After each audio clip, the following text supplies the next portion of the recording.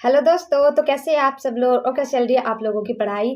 तो आज मेरा एग्ज़ाम था 7 फरवरी सेकंड शिफ्ट और मैं एग्ज़ाम देकर आई हूँ। और आप लोग बोल रहे थे कि दीदी जब आप एग्ज़ाम देके आओगी तो प्लीज़ हम लोगों को बताना किस तरीके से एग्ज़ाम आ रहा है। सबसे पहले तो मैं आप लोगों को ये बता देती हूँ कि आप लोगों को एग्ज़ाम से डरने की बिल्कुल भी ज़रूरत नहीं है, क्योंकि एग्ज़ाम बहुत ज़्यादा सिंपल आ रहा है। मुझे हिंदी के पैराग्राफ में थोड़ी प्रॉब्लम हो गई थी, बाकी रीजनिंग तो ऐसी है ना, आप 20 में से 20 कर जाओगे। सिर्फ एक क्वेश्चन ही था जो मुझसे नहीं हुआ रीजनिंग में। वो क्वेश्चन था कि ऐसे डैश वाला क्वेश्चन होता है, JKLM डैश JKLM डैश जे ऐसे वाला, वो हो तो जाता है लेकिन वहाँ पे ना ऑप्शन थोड़े चेंज थे तो मुझे समझ नहीं आया था। 2 मिनट लग गई थी और नहीं हुआ मुझसे, तो मैंने छोड़ दिया था। बाकी अगर मैं जीके जीएस की बात करूँ तो जीके जीएस में मैंने पता नहीं कैसे 18 क्वेश्चंस लगा दिए। और जब लास्ट हो जाते हैं ना, जब आप सबमिट करते हो कंप्यूटर पर और बाद में एक पैराग्राफ सा आता है, उसमें दिखाते हैं कि जीके जीएस में आपने इतने अटेम्प्ट किए हैं, टोटल इतने हैं, ये ऐसे करके।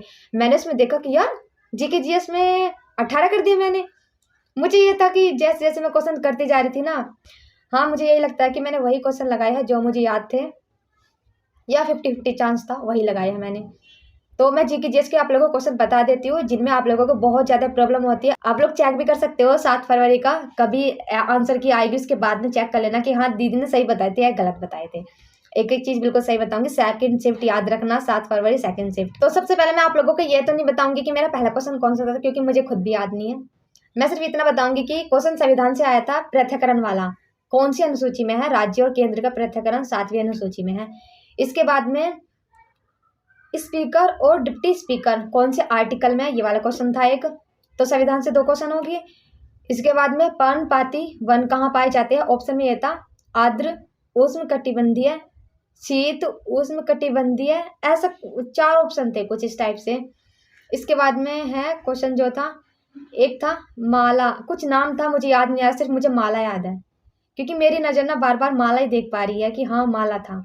वैजयंती माला मत समझना, वो मुझे याद है, लेकिन माला से कौन है और ये कौन से वाद्य यंत्र से संबंधित है। तो इसमें तबला दे रखा था, वीणा, बांसुरी, ये सब दे रखे थे। अगर आप लोगों को पता है तो आप लोग देख लेना, किसी के नाम में माला आता है तो उसमें ये था। एक क्वेश्चन इससे हो गया। फिर इसके बाद में एक जो क्वेश्चन था ये था कि किसी का नाम दे रखा था, ये मोहिनी अट्टम से संबंधित है और ये किस राज्य की है, ऐसे पूछा था। तो मोहिनीअट्टम तो केरल से संबंधित है, लेकिन उसको करने वाली जो कलाकार है वो किस राज्य से संबंधित है, ये मुझे नहीं पता था। तो मैंने क्या किया, जो मोहिनीअट्टम केरल से संबंधित, तो मैंने मोहिनीअट्टम का केरल ही लगा दिया। बाकी कलाकार का पूछा था वो नहीं पता चला। मुझे लगता है कि शायद क्वेश्चन गलत हो जाए, लेकिन मुझे लगा कि छोड़ के नहीं आना चाहिए। और सारे ऑप्शन ना आप लोगों को साउथ वाले मिलेंगे, कि तमिलनाडु, केरल यही दे रखे थे, तो पहचानना भी थोड़ा मुश्किल था। अगर साउथ वाले कोई एक राज्य होता और बाकी इधर उधर होते तो जान लेते, पर इसमें ये था। फिर इसके बाद में जो क्वेश्चन आया था और जीके जीएस में नदी और बांध से एक भी क्वेश्चन नहीं था, बिल्कुल नहीं था। एक इसमें क्वेश्चन दे रखा था कि संस्कृत मंत्रालय के द्वारा किसको माना गया है। ऑप्शन में छौ था, मैंने छौ लगा दिया क्योंकि उसको संस्कृत मंत्रालय माना था। इसके बाद में है स्वास्थ्य मंत्रालय, संस्कृत मंत्रालय के मंत्री पूछे थे। अब स्वास्थ्य या संस्कृत में से मुझे थोड़ी कंफ्यूजन है इनमें कि कौन सा था, ये था। बाकी यही क्वेश्चन थे। और संविधान को एक बार आप लोग देख के जाना, क्योंकि 4 फरवरी की ऑल शिफ्ट में और 5 फरवरी की ऑल शिफ्ट में मौलिक कर्तव्य से क्वेश्चन आया था। और इसमें जो क्वेश्चन आया है वो मैंने आप लोगों को बता दिया, अनुसूचियों में से क्वेश्चन आया है।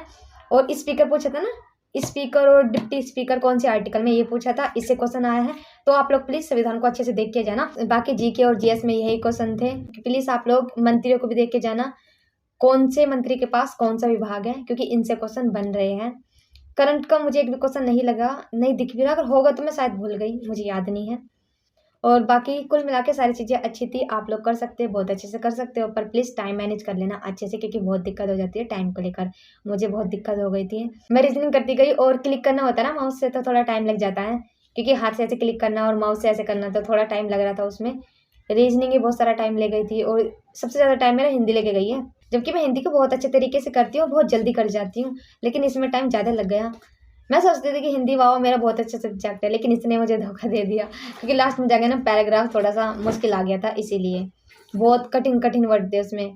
बहुत अच्छे तरीके की हिंदी पूछ रखी थी, मतलब सारी हिंदी नहीं बता रही, पैराग्राफ में जो हिंदी पूछ रखी थी ना वो बहुत अच्छे तरीके की पूछ रखी थी। बाकी मैंने आप लोगों को बता दिया है और इतने सब क्वेश्चन थे।